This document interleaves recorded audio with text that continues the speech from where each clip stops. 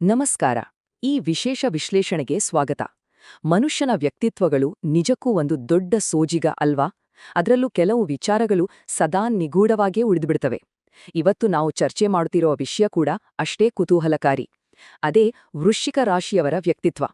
ಈ ವಿಶ್ಲೇಷಣೆಯಲ್ಲಿ ವೃಶ್ಚಿಕ ರಾಶಿಯವರ ಆಳವಾದ, ರಹಸ್ಯಮಯ ಮತ್ತು ಅಷ್ಟೇ ಶಕ್ತಿಶಾಲಿಯಾದ ಗುಣಲಕ್ಷಣಗಳ ಪದರಗಳನ್ನ ನಾವು ಬಿಡಿಸಿ ನೋಡಲಿದ್ದೇವೆ. ಇದು ಕೇವಲ ಜ್ಯೋತಿಷ್ಯದ ಬಗ್ಗೆ ಅಲ್ಲ, ಬದಲಾಗಿ ಮನುಷ್ಯನ ಭಾವನೆಗಳ ಅತ್ಯಂತ ಆಳವಾದ ಶಕ್ತಿಯ ಬಗ್ಗೆ ನಾವು ಮಾಡುತ್ತಿರುವ ಒಂದು ಅದ್ಭುತ ಪಯಣ. ಈಗ ಒಂದು ಕುತೂಹಲಕಾರಿ ಪ್ರಶ್ನೆಯಿಂದ ಶುರು ಮಾಡೋಣ. ಈ ರಾಶಿಯವರನ್ನು ಅಷ್ಟೊಂದು ಶಕ್ತಿಶಾಲಿಯನ್ನಾಗಿ ಮಾಡೋದು ಯಾವುದು? ಜೊತೆಗೆ ಅವರು ಪದೇ ಪದೇ ತಪ್ಪು ತಿಳುವಳಿಕೆಗೆ ಯಾಕೆ ಗುರಿಯಾಗ್ತಾರೆ? ಬನ್ನಿ, ಈ ಸಂಪೂರ್ಣ ವಿಶ್ಲೇಷಣೆಯಲ್ಲಿ ಈ ತೀವ್ರವಾದ ವ್ಯಕ್ತಿತ್ವದ ಮೇಲಿರುವ ಒಂದೊಂದೇ ಪದರಗಳನ್ನು ಸುಲಿದು ಅವರ ನೈಜ ಶಕ್ತಿಯನ್ನು ಅರ್ಥ ಮಾಡ್ಕೊಳ್ಳೋಣ. ವಿಭಾಗ 1: ವೃಶ್ಚಿಕ ರಾಶಿಯ ಮೂಲ ಸ್ವಭಾವ. ಬನ್ನಿ, ಮೇಲ್ನೋಟದ ಕಲ್ಪನೆಗಳಿಗೂ ವಾಸ್ತವಕ್ಕೂ ಇರುವ ವ್ಯತ್ಯಾಸವನ್ನು ನೋಡೋಣ. ಸಮಾಜ ಸಾಮಾನ್ಯವಾಗಿ ಇವರನ್ನು ಹೇಗೆ ನೋಡ್ತದೆ ಮತ್ತು ವಾಸ್ತವದಲ್ಲಿ ಅವರು ಹೇಗಿರ್ತಾರೆ ಅನ್ನೋದ್ರ ನಡುವೆ ಅಜಗಜಾಂತರ ವ್ಯತ್ಯಾಸವಿದೆ. ಜನ ಅಂದ್ಕೊಳ್ತಾರೆ ವೃಶ್ಚಿಕ ರಾಶಿಯವರು ಅಂದ್ರೆ ತುಂಬ ರಹಸ್ಯಮಯ, ಅಸೂಯೆ ಪಡುತ್ತಾರೆ, ಬೇರೆಯವ್ರ ಜೊತೆ ಸುಲಭವಾಗಿ ಬೆರೆಯಲ್ಲ ಅಂತ. ಆದ್ರೆ ನೈಜ ಸಂಗತಿ ಏನಂದ್ರೆ ಈ ನಕಾರಾತ್ಮಕ ಕಲ್ಪನೆಗಳು ಅವರಲ್ಲಿ ಅಡಗಿರುವ ಅಸಾಧಾರಣ ಸಾಮರ್ಥ್ಯಗಳನ್ನು ಸಂಪೂರ್ಣವಾಗಿ ಮರೆಮಾಚುತ್ತವೆ. ವಾಸ್ತವದಲ್ಲಿ ಅವರು ಭಾವನಾತ್ಮಕವಾಗಿ ಅತ್ಯಂತ ಆಳವಾದವರು ಮತ್ತು ಅಚಲ ನಿರ್ಧಾರ ಹೊಂದಿರುವವರು. ಇದನ್ನು ಅರ್ಥ ಮಾಡಿಕೊಳ್ಳೋಕೆ ಈ ಅದ್ಭುತವಾದ ರೂಪಕವನ್ನು ಒಮ್ಮೆ ಗಮನಿಸಿ.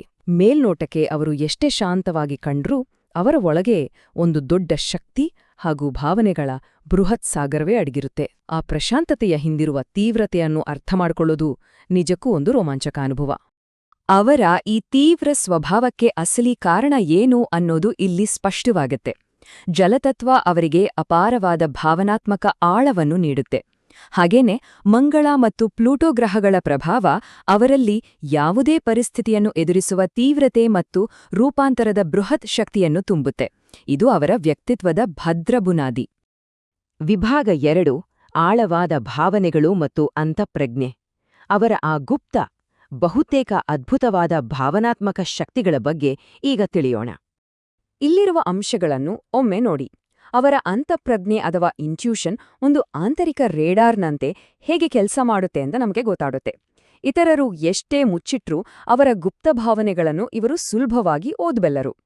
ಪರಿಸ್ಥಿತಿಗಳನ್ನು ತ್ವರಿತವಾಗಿ ಅಂದಾಜಿಸುವ ಈ ಗುಣ ಅವರನ್ನು ಯಾವಾಗ್ಲೂ ಇತರರಿಗಿಂತ ಒಂದು ಹೆಜ್ಜೆ ಮುಂದಿರುವಂತೆ ಮಾಡ್ತದೆ, ಜೊತೆಗೆ ಅಪಾಯಗಳಿಂದಲೂ ರಕ್ಷಿಸುತ್ತದೆ. ಹಾಗಾಗಿ ಇಲ್ಲಿನ ಅತ್ಯಂತ ನಿರ್ಣಾಯಕ ಅಂಶ ಅಂದ್ರೆ ಅವರ ಈ ಹೈ ಎಮೋಷನಲ್ ಇಂಟೆಲಿಜೆನ್ಸ್ ಅಥವಾ ಭಾವನಾತ್ಮಕ ಬುದ್ಧಿವಂತಿಕೆ. ಅವರ ಸುತ್ತ ಒಂದು ನಿಗೂಢ ವಾತಾವರಣವಿದ್ರೂ ಕೂಡ ಜನ ಸಹಜವಾಗಿ ಅವರ ಬಳಿ ಬಂದು ತಮ್ಮ ಕಷ್ಟಗಳನ್ನ ಯಾಕೆ ಹಂಚ್ಕೊಳ್ತಾರೆ ಅನ್ನೋದಕ್ಕೆ ಇದೇ ಮುಖ್ಯ ಕಾರಣ. ಅವರ ಆಳವಾದ ಸಂಪರ್ಕ ಅವರನ್ನು ಅತ್ಯುತ್ತಮ ಸ್ನೇಹಿತರನ್ನಾಗಿ, ನಂಬಿಕೆಸ್ಥ ಸಲಹೆಗಾರರನ್ನಾಗಿ ಮಾಡ್ತದೆ. ವಿಭಾಗ 3: ಫೀನಿಕ್ಸ್ ಪಕ್ಷಿಯಂತಹ ಸ್ಥೈರ್ಯ. ನಾವೀಗ ವೃಶ್ಚಿಕ ರಾಶಿಯವರ ಅಸಲಿ ಶಕ್ತಿಯ ಕೇಂದ್ರಬಿಂದುವಿಗೆ ಬಂದಿದ್ದೀವಿ. ಈ ಸಾಲುಗಳನ್ನು ಗಮನಿಸಿ.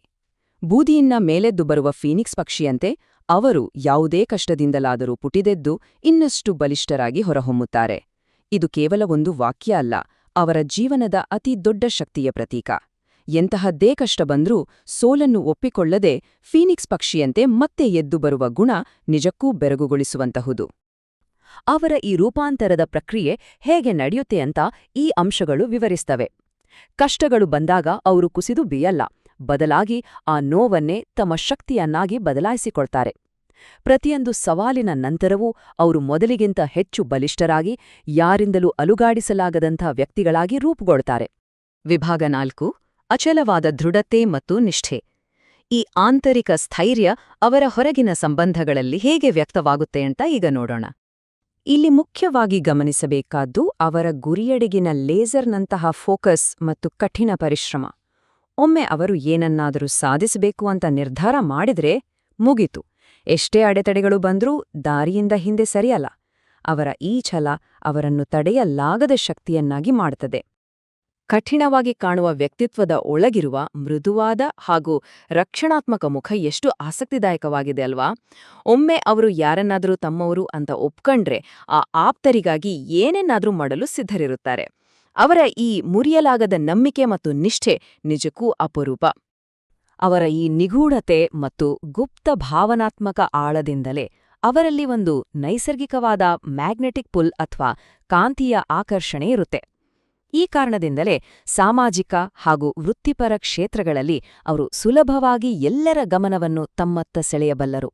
ವಿಭಾಗ 5 ಶಕ್ತಿಯನ್ನು ಸದುಪಯೋಗಪಡಿಸಿಕೊಳ್ಳಲು 5 ಸಲಹೆಗಳು. ಈ ವಿಶ್ಲೇಷಣೆಯ ಅತ್ಯಂತ ಉಪಯುಕ್ತ ಘಟ್ಟವಿದು. ಈ 5 ಹಂತಗಳನ್ನು ಗಮನಿಸಿ. ಇವು ಕೇವಲ ಸಲಹೆಗಳಲ್ಲ, ವೃಶ್ಚಿಕ ರಾಶಿಯವರ ಆ ತೀವ್ರವಾದ ಶಕ್ತಿಯನ್ನು ಸಂಪೂರ್ಣವಾಗಿ ಹಿಡಿತಕ್ಕೆ ತಂದು ಅದನ್ನು ಅತ್ಯದ್ಭುತವಾಗಿ ಬಳಸಿಕೊಳ್ಳಲು ಇರುವ ಒಂದು ಪರಿಪೂರ್ಣ ಮಾರ್ಗಸೂಚಿ. ಬನ್ನಿ, ಇದನ್ನು ಸ್ವಲ್ಪ ವಿವರವಾಗಿ ನೋಡೋಣ. ಮೊದಲ 2 ಹಂತಗಳನ್ನು ಆಳವಾಗಿ ನೋಡೋದಾದ್ರೆ, ಧ್ಯಾನ ಅಥವಾ ಯೋಗದ ಮೂಲಕ ಮನಸ್ಸಿನ ತೀವ್ರತೆಯನ್ನು ನಿಯಂತ್ರಿಸುವುದು ಬಹಳ ಮುಖ್ಯ. ಹಾಗೇನೆ ಅನಗತ್ಯ ಅನುಮಾನಗಳನ್ನು ಬಿಟ್ಟು ಶುದ್ಧ ನಂಬಿಕೆಯನ್ನು ಬೆಳೆಸುವುದು ಸಂಬಂಧಗಳನ್ನು ಇನ್ನಷ್ಟು ಆರೋಗ್ಯಕರವಾಗಿ ಹಾಗೂ ಗಟ್ಟಿಯಾಗಿ ಇರಿಸಲು ಸಹಾಯ ಮಾಡುತ್ತದೆ. 3 ಮತ್ತು 4ನೆಯ ಹಂತದಲ್ಲಿ ನಾವು ನೆನಪಿಟ್ಟುಕೊಳ್ಳಬೇಕಾದ ಮುಖ್ಯ ವಿಷಯ ಅಂದ್ರೆ ಹಳೆಯ ನೋವುಗಳನ್ನು ಕ್ಷಮಿಸುವುದು ಮತ್ತು ಮನಸ್ಸಿನ ಭಾವನೆಗಳನ್ನು ಮುಕ್ತವಾಗಿ ಹಂಚಿಕೊಳ್ಳುವುದು. ಇದು ವಾಸ್ತವಾಗಿ ಅತ್ಯಂತ ಬಲಿಷ್ಠ ಮನಸ್ಸಿನ ಲಕ್ಷಣವೇ ಹೊರತು ದೌರ್ಬಲ್ಯ ಖಂಡಿತ ಅಲ್ಲ. ಇದು ಆಂತರಿಕ ಶಾಂತಿಯನ್ನು ತಂದುಕೊಡುತ್ತದೆ. ಕೊನೆಯದಾಗಿ 5ನೇ ಹಂತ. ಅವರ ಈ ಎಲ್ಲಾ ತೀವ್ರತೆ ಮತ್ತು ಶಕ್ತಿಯ ಅಂತಿಮ ಉದ್ದೇಶ ಏನು ಅನ್ನೋದು ಇಲ್ಲಿ ಅನಾವರಣಗೊಳ್ಳುತ್ತೆ. ಆ ಅಪಾರ ಶಕ್ತಿಯನ್ನು ಸಮಾಜದ ಏಳಿಗೆಗಾಗಿ ಮತ್ತು ಪ್ರೀತಿಪಾತ್ರರ ರಕ್ಷಣೆಗಾಗಿ ಬಳಸಿದಾಗ ಅವರು ಧನಾತ್ಮಕ ಬದಲಾವಣೆಯ ಬೃಹತ್ ಶಕ್ತಿಯಾಗಿ ರೂಪುಗೊಳ್ತಾರೆ. ನಾವು ಈ ವಿಶ್ಲೇಷಣೆಯಲ್ಲಿ ಸಾಗಿದ ಪಯಣವನ್ನು ಒಮ್ಮೆ ಮೆಲುಕು ಹಾಕೋಣ. ಸಾಟಿಯಿಲ್ಲದ ಭಾವನಾತ್ಮಕ ಆಳ, ಕಷ್ಟಗಳಿಂದ ಪುಡಿದಳುವ ಫೀನಿಕ್ಸ್ನಂತಹ ಶಕ್ತಿ, ಚುರುಕಾದ ಅಂತಃಪ್ರಜ್ಞೆ ಮತ್ತು ಅಚಲವಾದ ನಿಷ್ಠೆ ಇವೇ ವೃಶ್ಚಿಕ ರಾಶಿಯವರ ನೈಜ ಶಕ್ತಿಗಳು. ನಾವು ಬಿಡಿಸಿದ ಈ ಒಂದೊಂದು ಪದರಗಳು ಅವರ ಅಸಾಧಾರಣ ವ್ಯಕ್ತಿತ್ವವನ್ನು ನಮಗೆ ಪರಿಚಯಿಸಿವೆ. ಈ ಒಂದು ಆಳವಾದ ಪ್ರಶ್ನೆಯೊಂದಿಗೆ ನಮ್ಮ ಈ ವಿಶ್ಲೇಷಣೆಯನ್ನು ಮುಕ್ತಾಯಗೊಳಿಸೋಣ. ವೃಶ್ಚಿಕ ರಾಶಿಯವರ ಈ ಅಪಾರವಾದ ಹಾಗೂ ನಿಗೂಢವಾದ ಶಕ್ತಿಗಳು ಮುಂದಿನ ದಿನಗಳಲ್ಲಿ ಭವಿಷ್ಯವನ್ನು ಹೇಗೆ ರೂಪಿಸಲಿವೆ? ಯಾವೆಲ್ಲ ಧನಾತ್ಮಕ ಬದಲಾವಣೆಗಳನ್ನು ತರಬಹುದು? ಈ ಪ್ರಶ್ನೆ ಬಗ್ಗೆ ಖಂಡಿತ ಯೋಚನೆ ಮಾಡಿ. ಈ ವಿಶ್ಲೇಷಣೆಯಲ್ಲಿ ಪಾಲ್ಗೊಂಡಿದ್ದಕ್ಕೆ ಧನ್ಯವಾದಗಳು. ಕಲಿಯುವ ಮತ್ತು ಅನ್ವೇಷಿಸುವ ಉತ್ಸಾಹ ಹೀಗೆಯೇ ಮುಂದುವರಿಯಲಿ.